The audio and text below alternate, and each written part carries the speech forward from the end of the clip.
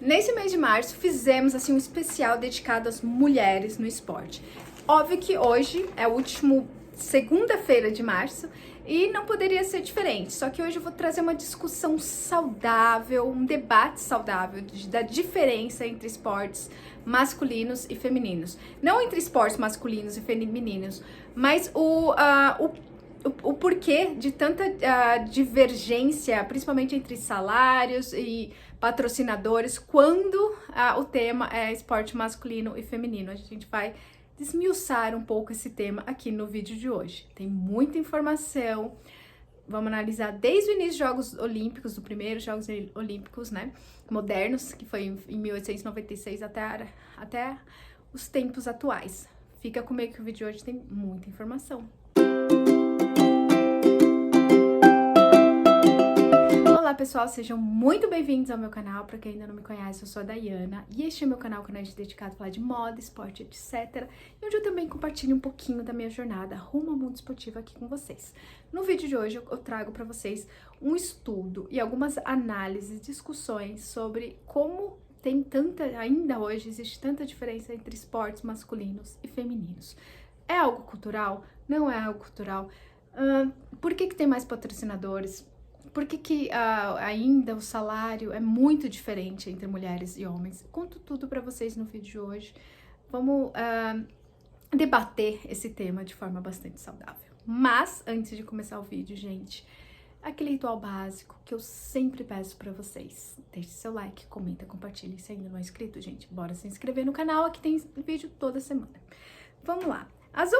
Vou começar o vídeo com uma pergunta. As oportunidades esportivas sempre são as mesmas, tanto para homens quanto para mulheres?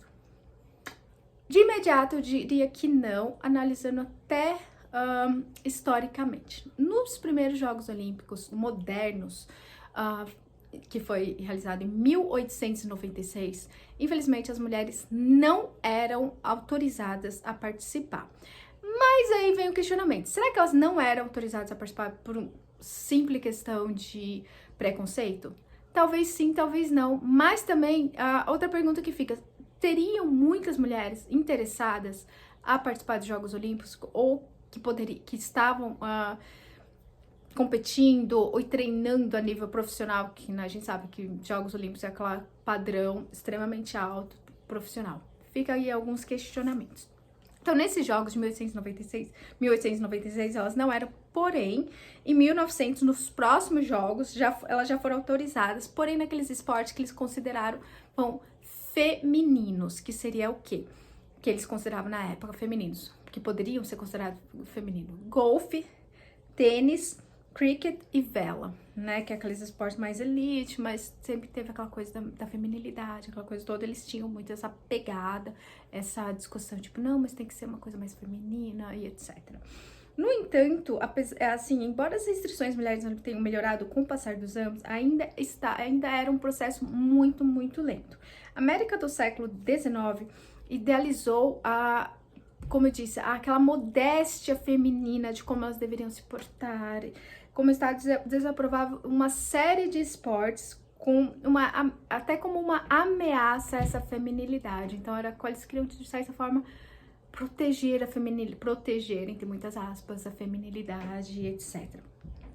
Porque o esporte, principalmente nessa época, era tido como uma atividade essencialmente masculina e de masculinidade. Então, as mulheres, elas meio que ficavam assim, ó, de fora. Então, assim, esse período, assim, foi... Se você for ver, eu tô aqui com o meu roteirinho na mão, como sempre, você vai ver que vai ter algumas mudanças bastante importantes ao longo da história no que diz respeito ao esporte feminino. Uma lei que foi aprovada, que ficou chamada de Lei Título 9 de 1964 e foi alterada em 1972. Vocês devem estar se perguntando o que seria essa lei.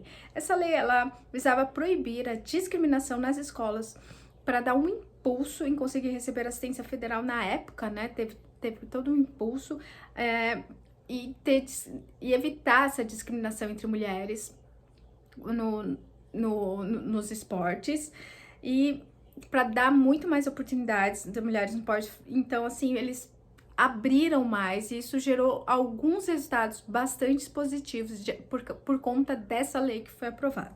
as mulheres gradualmente viram maiores oportunidades dentro dos esportes profissionais, à medida que ligas profissionais foram sendo implementadas. Quais foram as ligas profissionais que foram implementadas durante essa época? A liga de basquete profissional e futebol feminino foram introduzidas nessa época no país. Então, eu tô falando aqui da história dos Estados Unidos.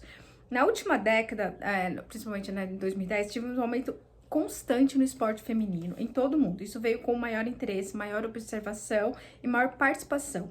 Tudo impulsionado por uma apreciação por novas atletas. Então, assim, principalmente na última década, acho que pelo que eu lembro, assim, foi onde realmente teve muito mais discussão entre esportes masculinos e femininos.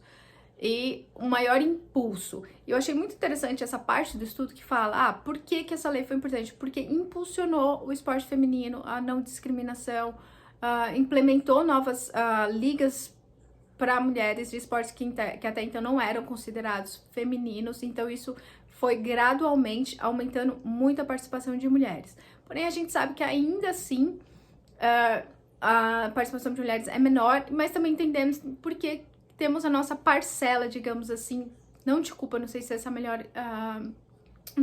a melhor palavra para se usar aqui, porque ainda não é tão popular acompanhar esportes femininos, né, de ir para estádio, que eu acho que também essa é uma forma da gente poder ajudar.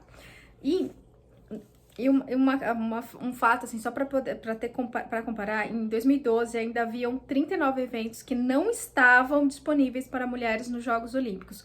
Ou seja, gente, há 10 anos atrás, 11 anos atrás, aliás, 39 eventos esportivos nos Jogos Olímpicos ainda não estavam disponíveis para mulheres. Então, assim, além disso, o esporte feminino recebe muito menos coberturas da mídia do que os masculinos, reduzindo, então, automaticamente financiamento, patrocínio e tudo mais. Em suma, a desigualdade permanece até nos dias de hoje. Agora, entendo que informações acima pintam um quadro um tanto sombrio, né, para os esportes femininos. É por isso que quero destacar o fato de que as coisas realmente estão melhorando. Vamos fazer alguns comparativos.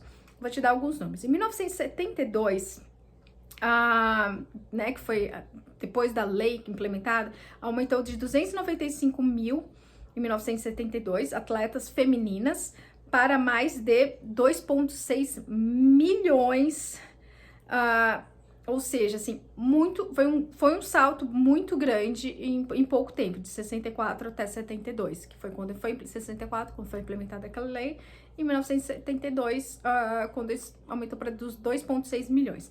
Aí, observando um aumento semelhante nas atletas universitárias femininas, que saltaram de 30 mil para 1,5 milhão de atletas.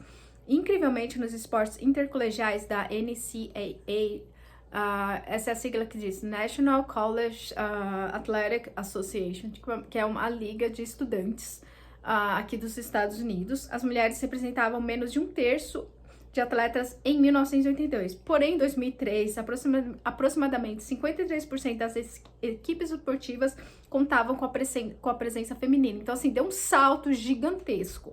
Assim, observando, tem aumentado muito a participação das mulheres.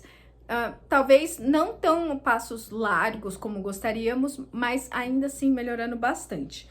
Quando nos aprofundamos pela qual a participação feminina em esportes de elite é marcadamente menor do que dos homens, descobrimos algumas respostas. Alguns pesquisadores, eles acreditam, conceitam na desigualdade de gênero no esporte, nota-se muita disparidade no potencial de ganhos entre atletas de sexo feminino e masculino. Simplificando, as atletas femininas recebem muito menos dinheiro do que os homens. E é claro que isso também é muito devido à questão, como a gente já falado anteriormente, menos patrocinadores, menos visibilidade e não é tão impulsionado pela mídia. Então, assim, claro que como resultado não se pode esperar que elas ganhassem mais.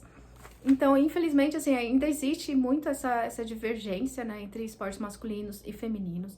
E é claro que, assim, uma boa parcela nós poderíamos ajudar incentivando, indo em eventos de esporte feminino, comprando ingresso quando tem na sua cidade, onde você mora, seja lá onde for, e incentivando principalmente as gerações mais jovens a participar de eventos, a se ligarem mais em esporte, porque é bom pra tudo, né, gente? É bom pra mente, pra vida, pra tudo.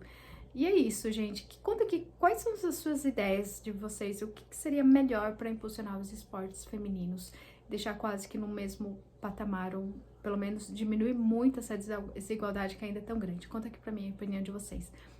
E não, fique aqui comigo até o próximo vídeo, que será na próxima semana. Fiquem com Deus e até mais. Tchau, tchau.